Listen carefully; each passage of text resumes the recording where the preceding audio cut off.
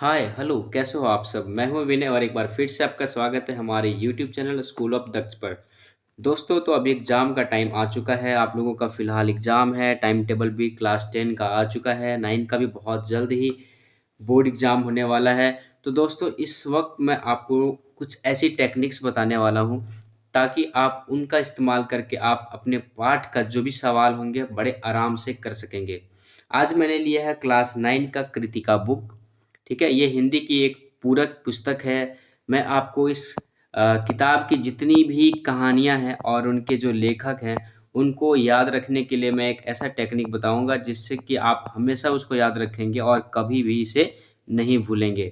ठीक है? तो जो 9 क्लास की जो नई पाठ्य पुस्तक है हिंदी की कृतिका की, है ना? इसमें कुल मिलाकर के 5 पाठ हैं आपके, है ना? 5 कहानियाँ हैं और पाँचों के जो लेखक हैं वो अलग-अलग हैं। तो उनको आप किस प्रकार से याद रखेंगे, इसके लिए मैंने एक बहुत ही शानदार ट्रिक बनाया है, जिससे आप इसको बहुत अच्छे ढंग से याद रख सकेंगे। ठीक है? तो इस वीडियो को पूरा देखिएगा ताकि ये कहानी आपको बहुत अच्छे ढंग से सारी की सारी कहानियाँ भी याद रह जाए और उनके जो लेखक हैं वो भी आपको याद रह जाए। ठीक है ना? तो देखते हैं सबसे पहला हमारा जो स्टोरी है उसका नाम है इस जल प्रलय में, है ना? पहली कहानी जो हमारी है वो क्या है, इस जल प्रलय में। ठीक है ना? इस जल प्रलय में एक लेखक होता है, लेखक जो है वो पटना में जो है सो राजेंद्र नगर में बाढ़ आती है। ठीक है? वो पहली बार ऐसा होता है जब बिहार में बाढ़ को देख रहा होता है लेखक। तो वो जो है सो पूरी की पूरी बाढ़ का जो दृश्य होता है, उनको उन्होंने बहुत ही सुंदर ढंग से इस कहानी में लिखा है, इस जल प्रलय में। ठीक है? तो इनके लेखक को हम कैसे याद रखेंगे? इनके लेखक हैं फणीश्वर नाथ रेणु, है ना? तो जब हम जानते हैं कि जब कभी भी बाढ़ आता है तो बाढ़ जो है, बाढ़ का पानी अपने साथ झाग लेकर के आता है, जिसको हम लोग देसी भाषा में कहते हैं फ़ैन। ठीक है? तो बाढ़ का पानी अपने साथ फ़ैन लेके आता है और फ़ैन से हमको याद रहेगा फणीश्वर नाथ रेणु। ठीक है? इस जल प्रलय में उनके लेखक कौन है? फणीश्वर नाथ रेणु। कैसे याद रखेंगे? कि जब बाढ़ आती है, जब पानी आता है तो वो अपने साथ फ़ैन लेके आता है और फ़ैन लेके आता है तो हम समझ जाएँगे कि वो फणीश्वर नाथ रेणु। ठीक है? तो इस जल प्रलय में इनके लेखक कौन हैं? फणीश्वर नाथ रेणु। एक बार दोबारा इस ट्रिक को हम बोलते हैं। इस जल प्रलय में जब बाढ़ आती है, बाढ़ आने के साथ वो अपने साथ फ़ैन लेकर के आता है और इस तरह से हम याद रखेंगे फणीश्वर नाथ रेणु। नेक्स्ट हमारा है मेरे संग की औरतें, है ना? मेरे संग की औरतें, इनके लेखक कौन हैं? उनको कैसे याद रखेंगे? इनके लेखिका का नाम है मृदुला गर्ग, है ना? तो इनको हम कैसे याद रखेंगे कि जो औरतें होती है, ठीक है ना? औरतें होती है वो बहुत ही मृदुल स्वभाव की होती है। मृदुल मृदुल बोले तो मृदुल का मतलब दयालु भी होता है, कोमल भी होता है, नाजुक भी होता है ना? यहाँ हम याद रखेंगे किस स्वभाव का? दयालु स्वभाव का। महिलाएँ जल्दी से दयालु होती है, थोड़ा-सा नाजुक भी होती है ना? बात समझ रहे हैं? ठीक है? तो मेरे संग की औरतें के लेखिका कौन है? मृदुला गर्ग हैं। याद रहेगा? मेरे संग की औरतें का लेखक कौन है? मृदुला गर्ग हैं, है ना? क्योंकि औरतें जो होती हैं वो काफ़ी मृदुल स्वभाव की होती है, दयालु स्वभाव की होती है, तो इसका लेखक कौन होंगे? मृदुला गर्ग होंगे। याद रखिएगा बच्चों, मेरे संग की औरतों के जो लेखक हैं वो कौन हैं? मृदुला गर्ग हैं। एक चीज़ मैं आप लोगों को साथ ही साथ इनका जो है सो फ़ोटो भी आप सबको दिखा दूँ, तो थोड़ा-सा दिमाग में आपके अच्छे ढंग से ये सेट हो जाएँगे कि मृदुला गर्ग कौन है, ठीक है ना? और फणीश्वर नाथ रेणु कौन है। तो दोस्तों ये हैं हमारे फणीश्वर नाथ रेणु। इनका जन्म 4 मार्च 1921 ईस्वी को बिहार के अररिया ज़िले में हुआ था, है ना? और इनकी मृत्यु जो है, इनकी निधन 11 अप्रैल 1977 ईस्वी को हो गई थी, ठीक है? ये हिंदी भाषा के एक बहुत बड़े साहित्यकार माने जाते हैं। इन्होंने एक अपना पहला उपन्यास लिखा था जिनका नाम था मैला आँचल, जिनको लोगों ने बहुत ही सराहा था, काफ़ी पसंद भी किया था लोगों ने और इसके लिए इन्हें जो है पद्मश्री से नवाजा भी गया था, ठीक है? इस उपन्यास के लिए मैला आँचल के लिए इनको पद्मश्री से भी नवाजा गया है, ठीक है? मेरे संग की औरतें की लेखिका ये हैं मृदुला गर्ग जी। ये हैं हमारे मृदुला गर्ग जी, ठीक है? ये हैं हमारे मृदुला गर्ग, जिन्होंने क्या लिखा है? मेरे संग की औरतें, ठीक है? इनका जो जन्म है वो 25 अक्टूबर को हुआ है। इनका जन्म जो हुआ है वो कब हुआ है? 25 अक्टूबर 1938 को हुआ है। ठीक है, इनका जन्म 25 अक्टूबर 1938 को कलकत्ता में हुआ है। ठीक है, याद रखिएगा बच्चों, इनका जन्म कहाँ हुआ है? 25 अक्टूबर 1938 को कोलकाता में हुआ है। ठीक है, ये भी एक बहुत ही सुप्रसिद्ध लेखिका हैं। ठीक है, जिन्होंने हिंदी में उपन्यास, कहानी और नाटक संग्रह, निबंध वगैरह बहुत सारी चीज़ें लिखी है ये। ठीक है, ये भी काफ़ी फेमस और चर्चित लेखिका हैं। ठीक है, इन्होंने दिल्ली विश्वविद्यालय में 3 वर्षों तक अध्यापन भी किया है, मीन्स पढ़ाया भी है इन्होंने दिल्ली विश्वविद्यालय में 3 वर्षों तक। ठीक है, याद रखिएगा इनको। इनकी ही एक कृति है मिलजुल मन। ठीक है, इनकी एक कृति है मिलजुल मन, याद रखिएगा। इनकी एक कृति है मिलजुल मन, मिलजुल मन। और इसके लिए इन्हें जो है सो साहित्य अकादमी पुरस्कार से 2013 में नवाजा गया है। ठीक है, और मिलजुल मन के लिए ही इन्हें सही साहित्य अकादमी पुरस्कार से, ठीक है, पुरस्कार से 2013 में नवाजा गया है। दोस्तों याद रहेगा, मृदुला गर्ग कौन है? मृदुला गर्ग मेरे संग की औरतें की लेखिका है। ठीक है, ये फिलहाल अभी भी जीवित हैं, इनकी मृत्यु अभी तक नहीं हुई है, एक अच्छी खबर है ये। दोस्तों नेक्स्ट है हमारा रीढ़ की हड्डी। ठीक है, नेक्स्ट हमारा जो है वो है रीढ़ की हड्डी। ठीक है, तो रीढ़ की हड्डी क्या होती है आप तो जान ही रहे हैं। रीढ़ की हड्डी जब टेढ़ी हो जाती है, ठीक है, इसके लेखक का नाम है जगदीश चंद्र माथुर। इनको कैसे याद रखेंगे कि जैसे जब रीढ़ की हड्डी टेढ़ी हो जाती है, ठीक है, तो ये कैसा प्रतीत होता है? चांद की तरह प्रतीत होता है, अर्ध चांद की तरह प्रतीत होता है। जैसे कोई व्यक्ति है, सपोज मान लीजिए, ठीक है, ये कोई व्यक्ति है ना, और जब ये बिल्कुल टेढ़ा हो जाए, यानी कि ये झुक जाए, ठीक है, जब ये झुक जाए तो ये किस तरह से बन जा रहा है? चांद की तरह बन जा रहा है। ठीक है, तो इससे याद रखिएगा जगदीश चंद्र माथुर। ठीक है, रीढ़ की हड्डी के लेखक कौन है? जगदीश चंद्र माथुर, याद कर लीजिए साथ ही साथ यहीं पर अभी। रीढ़ की हड्डी के लेखक कौन है? जगदीश चंद्र माथुर। इसको याद कैसे करेंगे? जब रीढ़ की हड्डी टेढ़ी हो जाती है तो वो चांद की तरह बन जाती है, इसलिए इसके लेखक कौन होंगे? जगदीश चंद्र माथुर। ठीक है, क्लियर है सबको?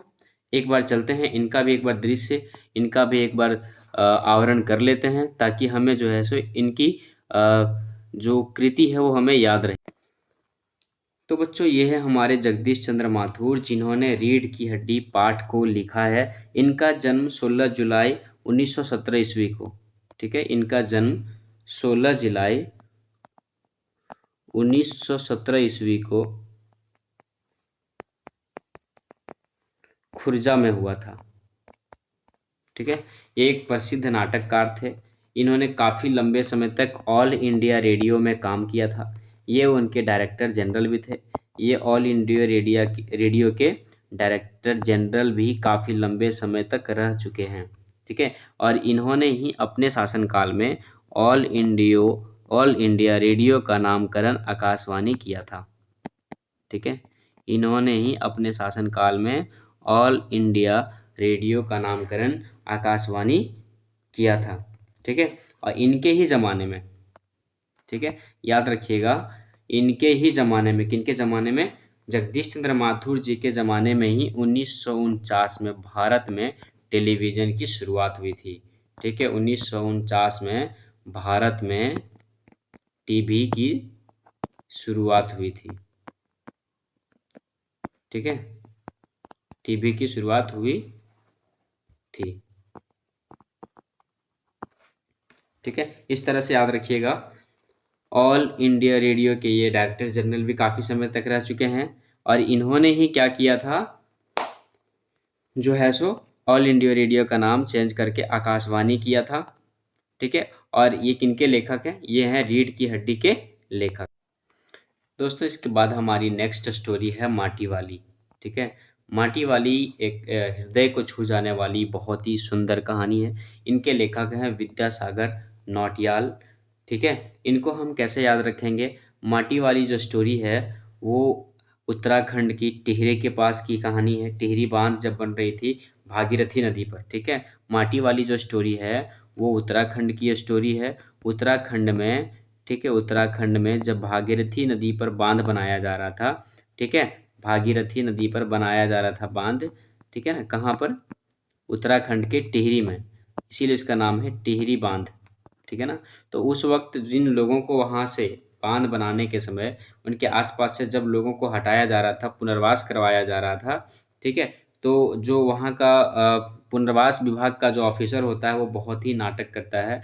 वो कहता है, इस बूढ़ी एक बूढ़ी महिला रहती है इसमें, उनसे कहता है आप अपने कागजात दिखाएं, तब मैं आपको दूसरे जगह पर पुनर्वास करा सकूं, ठीक है। तो मतलब वो बहुत ही ज़्यादा नौटंकी करता है उस बूढ़ी महिला के साथ, ठीक है। इसीलिए इसका लेखक का नाम हम कैसे याद रखेंगे, विद्यासागर नौटियाल, ठीक है। याद रखिएगा, बूढ़ी महिला के साथ पुनर्वास विभाग के ऑफिसर बहुत ही ज़्यादा नौटंकी करते हैं, उनको बहुत सारा कागजात दिखाने को कहते हैं, तो इनका लेखक कौन हो जाएंगे, विद्यासागर नौटियाल, ठीक है ना। एक बार विद्यासागर नौटियाल जी का भी दर्शन हम लोग कर ही लेते हैं, ठीक है, ताकि हमें याद रहे। ये विद्यासागर जी नौटियाल हैं। इनका जन्म 19 सितंबर को 1933 में हुआ था। इनका जन्म जो है वो 19 सितंबर को हुआ था, 19 सितंबर को हुआ था।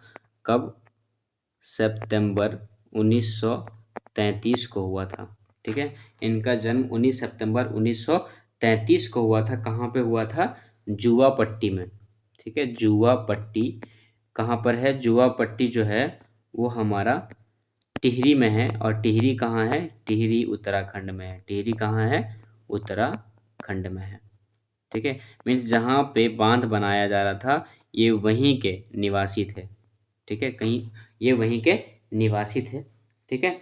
इन्होंने इंग्लिश में एमए किया था, ठीक है। इन्होंने इंग्लिश से एमए भी किया है, ठीक है, इंग्लिश से एमए भी किया है। और ये एक बहुत बड़े, ठीक है, ये एक बहुत ही कद्दावर राजनेता भी थे, एक नेता भी थे और साथ ही साथ लेखक भी थे, ठीक है। कद्दावर नेता भी थे और लेखक भी थे, साहित्यकार भी थे, ठीक है। लोग इन्हें एक साहित्य से ज़्यादा एक बड़ा एक राजनेता मानते थे। कुछ लोग इन्हें राजनेता से बड़ा एक बहुत बड़े साहित्यकार भी मानते थे, ठीक है। तो ये हो गई हमारी स्टोरी यहाँ पे ख़त्म, ठीक है। आगे चलते हैं, नेक्स्ट है हमारे, किस तरह आखिरकार मैं हिंदी में आया, ठीक है। किस तरह आखिरकार मैं हिंदी में आया, इनके लेखक हैं शमशेर बहादुर सिंह, ठीक है। किस तरह आखिरकार मैं हिंदी में आया, इनके लेखक कौन है, शमशेर बहादुर सिंह। इसको हम कैसे याद रखेंगे, हम सभी जानते हैं कि जो लोग भारत में रहते हैं, जो लोग भारत में रहते हैं वो हिंदी बोलते हैं, और जो लोग हिंदी बोलते हैं या जो भारत में रहते हैं वो एक बहादुर होते हैं, एक शेर की तरह होते हैं। हम भारत के लोगों को कहते हैं ना, हम लोग शेर हैं, हम लोग बहादुर हैं, है ना। तो याद रखिएगा, ठीक है। किस तरह आखिरकार में हिंदी में आया, इनके लेखक कौन है, शमशेर बहादुर सिंह, ठीक है। दोबारा मैं इस ट्रिक को आपको याद करवा दूं साथ ही साथ, किस तरह आखिरकार में हिंदी में आया। हिंदी कहाँ के लोग बोलते हैं, भारत के लोग बोलते हैं। हिंदी कहाँ के लोग बोलते हैं, भारत के लोग। और भारत के लोग कैसे होते हैं, शेर होते हैं, बहादुर होते हैं, है ना। भारत के लोग कैसे होते हैं, शेर होते हैं, बहादुर होते हैं, ठीक है ना, सिंह की तरह होते हैं, ठीक है। या यहाँ के लोग ही टाइटल क्या लिखवाते हैं नाम के पीछे, सिंह। तो आंसर क्या हो जाएगा इसका, शमशेर बहादुर सिंह, ठीक है। याद रहेगा सभी जनों को। ये शमशेर बहादुर सिंह हैं, ठीक है। इनका जन्म 13 जनवरी 1911 को हुआ था। इनका जन्म 13 जनवरी 1911 को हुआ था, ठीक है। इनका जन्म कब हुआ था, 13 जनवरी 1911 को, ठीक है। ये क्या थे, ये एक बहुत बड़े लेखक भी थे और कवि भी थे। एक बहुत बड़े लेखक भी थे और कवि भी थे। इनका मेन पेशा ही था, ठीक है ना, लेखक और कवि, ठीक है। इन्होंने एक साहित्य लिखा था, ठीक है। इन्होंने एक पुस्तक लिखी थी जिसका नाम था चुका भी हूँ नहीं मैं, ठीक है। चुका भी हूँ नहीं मैं, चुका भी, सॉरी, चुका भी हूँ नहीं मैं, ठीक है। चुका भी हूँ नहीं मैं, नहीं मैं, इसलिए इनको ये चुका भी हूँ नहीं मैं के लिए इनको साहित्य अकादमी पुरस्कार से सम्मानित किया गया था, ठीक है। चुका भी हूँ नहीं मैं, इसके लिए इन्हें साहित्य अकादमी पुरस्कार से सम्मानित किया गया था, ठीक है। किनको सम्मानित किया गया था? शमशेर बहादुर सिंह को। हम इनको क्यों याद रखेंगे शमशेर बहादुर सिंह को? शमशेर बहादुर सिंह ने क्या किया था? इन्होंने जो है सो आखिरकार किस तरह मैं हिंदी में आया, इन्हें इस स्टोरी को इन्होंने ही लिखा है। इसको हम कैसे याद रखेंगे? हिंदी जो है, हिंदी भारत के लोग बोलते हैं, और भारत के जो लोग होते हैं वो बहादुर होते हैं, वो शेर होते हैं। ठीक है।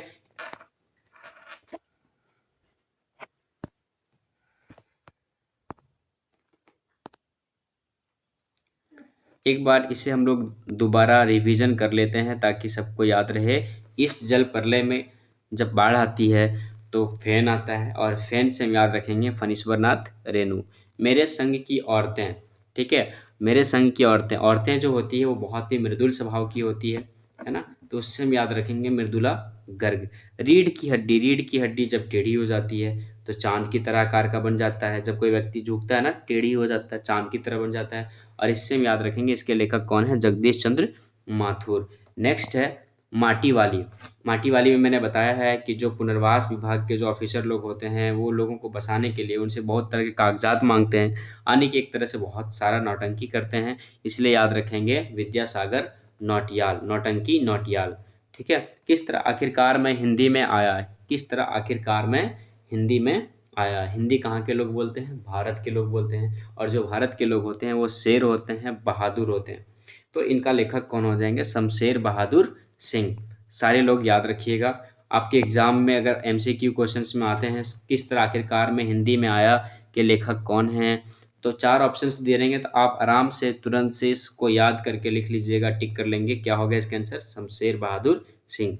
तो दोस्तों, अगर ये वीडियो आपको अच्छा लगा, अगर मैंने जो पढ़ाया ये आपको लगा कि नहीं सही में ये मेरे लिए यूज़फुल है, तो कृपया इस वीडियो को और लोगों के साथ शेयर कीजिए। अपना लाइक कमेंट हमें ज़रूर दीजिए ताकि इससे मेरा मोटिवेशन बढ़े और मैं और भी सुंदर सुंदर वीडियो बना सकूं। धन्यवाद।